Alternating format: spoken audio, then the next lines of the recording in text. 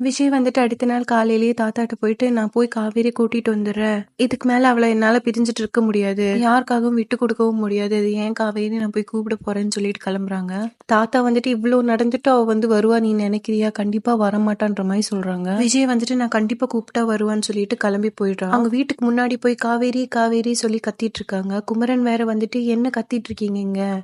உங்க வீடுன்ற உரிமையில் வரீங்களா? நாங்க இந்த வீடு வெக்கேட் பண்ணி கொடுத்துடுறோம்." காவேரி வேற விஜய் சவுண்ட் கேட்ட உடனே வெளியே போலான்னு பார்க்கும்போது சாரதா வந்து கை இழுத்துட்டு, "எங்க போற நீ மட்டும் வெளியே போனேன்னா என்ன உயிரோடயே நீ பார்க்க முடியாது." சாரதா வந்து வெளியே வந்து விஜய்கிட்ட, "என்ன ஐயா பண்ணிட்டு இருக்கீங்க? எதுக்கு எங்க வாழ்க்கைய வந்து இன்னும் கஷ்டப்படுத்துறீங்க? போதும், என் பொண்ணு கஷ்டப்பட்ட வரைக்கும் போதும். அதுதான் நீங்க கொடுத்த காசுக்கு அவன் நடிச்சு கொடுத்துருக்காளே போதும்." இது கேட்டு விஜய் வந்து ரொம்ப உடைஞ்சு போய், "இல்லங்க நான் சொல்றது கேளுங்க. நான் கான்ட்ராக்ட் போட்டது மட்டும்தான் நான் பண்ண தப்பு."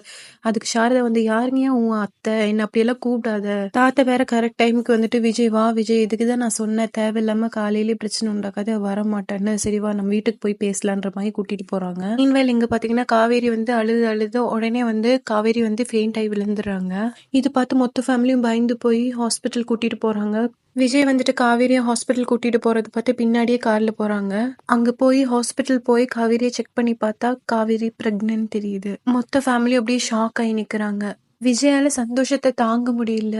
ஸோ இதோட எபிசோட் முடிச்சிருக்காங்க. அடுத்த எபிசோட்ல கண்டிப்பா சாரதா இதை வச்சு கன்வின்ஸ் ஆகுவாங்கன்னு நினைக்கிறேன். அது வரைக்கும் வெயிட் பண்ணுவோம். பாய்.